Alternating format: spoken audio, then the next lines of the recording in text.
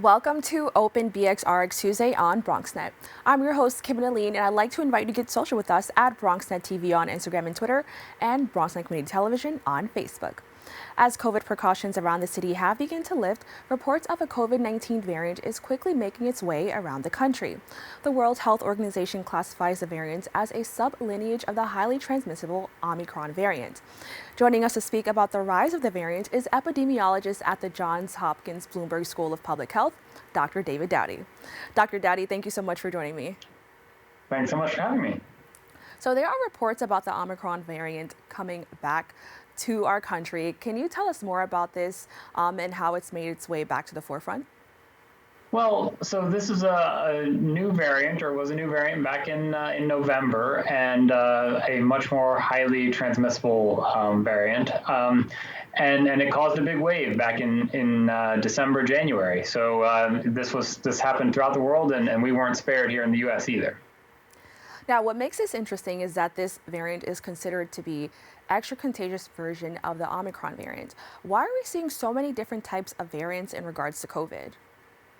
Well, so we know that all viruses mutate and create new variants, and those viruses have a reason to want to be more transmissible because it helps them survive in the population. So we are going to continue to see new variants as we go along with this pandemic. So there's possibly another variant called Deltacron, which I think sounds very interesting. Are we seeing a variant have a variant? Well, I think what we see are variants and then subvariants beyond that and subvariants beyond that. So we might be seeing something like this, but I think it's a little bit too early to say that this is going to be the next big thing. Now, this is not the best time to see a rise in variants since pandemic restrictions around the country are being lifted. Do you know if this variant has the ability to possibly bring us back to adhering to previous COVID restrictions? Well, right now with the current BA2 sublineage, which is now more than 50% of all cases in the U.S., we're seeing just a very slight rise, if any. So I don't think that we're going to see a return to restrictions on the basis of this current subvariant that's the dominant strain right now. But there's nothing to say that we won't see another variant in the future that might bring us back to that place. Now, I guess just speaking in a general sense, can you tell us how variants can be a threat to our current public health? Well, any variant can cause a wave of disease that can make people sick, put them in the hospital, and ultimately, unfortunately, some people will die. And so any new variant that really takes off as a new wave is going to be a public health threat. Now, vaccines and testing have been a major part of why our country has been able to reopen. However, we're learning that testing has become less of a priority for many households. Can you first just tell me about the importance of testing and how that actually has helped us so much in this fight throughout COVID? Well, if you don't know that you have COVID, then you don't know that you should be responding to it. And so that's why it's important for us to continue to test people, especially those who have symptoms. I think that maintaining a testing infrastructure so that when we do have that next wave is really an important priority, because we need to be able to know when waves are taking off, and individual people need to know if they have COVID so they know whether to isolate or quarantine, for example. And can you also talk a little bit about home testing and just kind of how that's a little bit different from possibly going to the doctor and the results with that? Well, home testing makes it a lot easier because you can do this from your home. In general, home tests don't have quite the same accuracy as what you might get from say a PCR test at the doctor's office. But if you get a positive test, you can generally trust that result. If you get a negative test, it might be a false negative, but positive tests, even on home tests, are generally reliable. Now, according to your graph, 3 months ago, our country saw 250K cases a day, and now we're seeing 28K a day. It looks a lot lower compared to 3 months ago, but could we be seeing inaccurate numbers due to the lack of testing?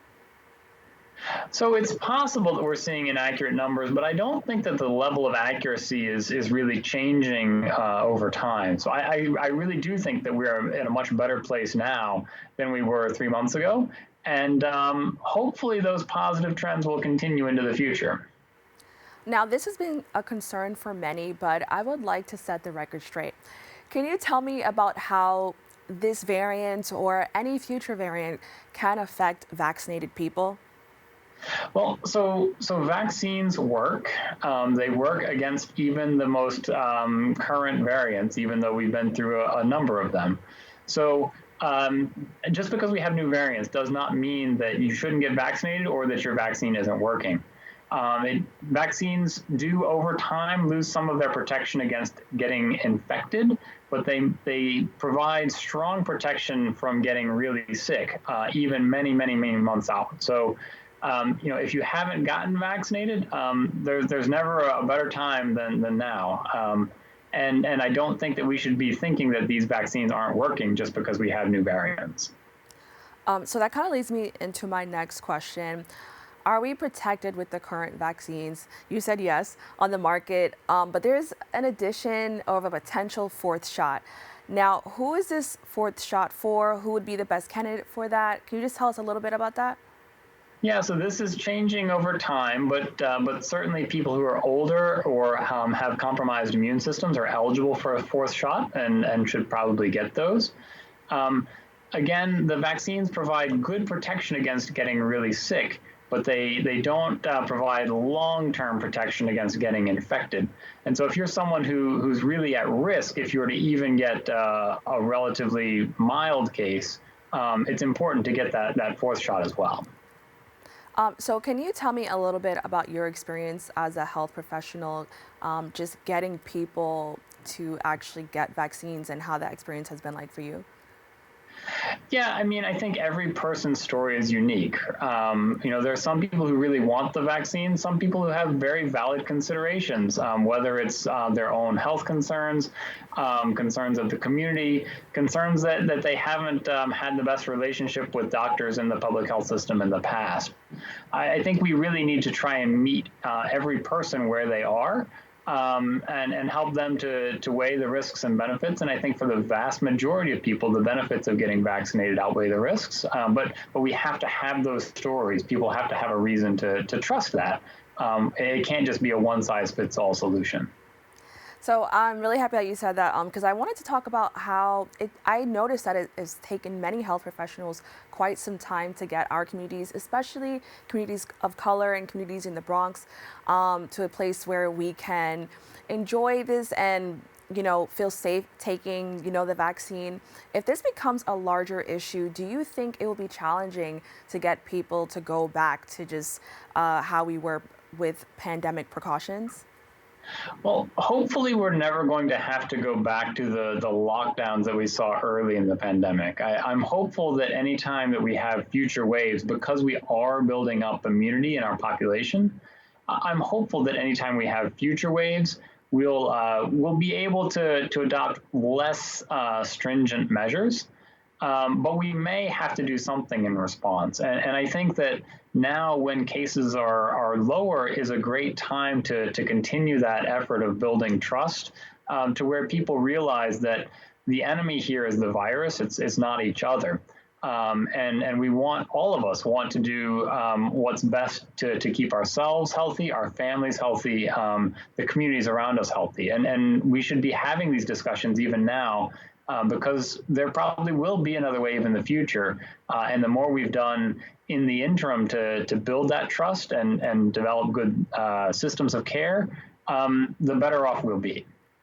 Now, as of now, many people are returning to work, and as I mentioned, many bans are being lifted. What can people do to enjoy this freedom while still staying safe?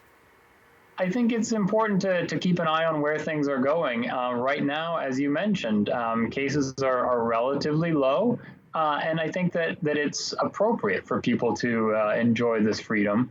I think that we have to be prepared for the prospect of another wave coming in the future, but also to react appropriately when cases are on the downslope, so that otherwise we're never going to get to enjoy life, and that's what life is for. We should be enjoying it with each other, especially when cases are lower.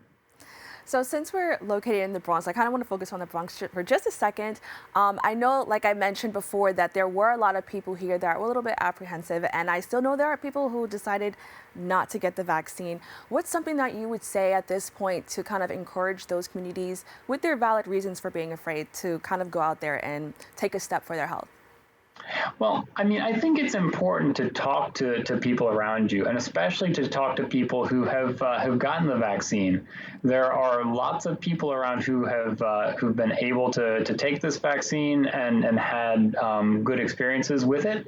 Um, but to recognize that these are valid concerns, and I think to find people that you trust and make decisions that are best for you and your families is really what we're all trying to do. And the more that you're able to find people who've taken that step, and to talk about their experience with them, I think that will be a good thing. And lastly, do you have any tips for just staying safe? Like if you're at your workplace, should you still wear a mask? Things like that. Can you give us something before you go? I think it's fine and appropriate for people to wear masks if you're wanting to stay a little bit safer in your workplace and elsewhere. There's nothing wrong with doing so.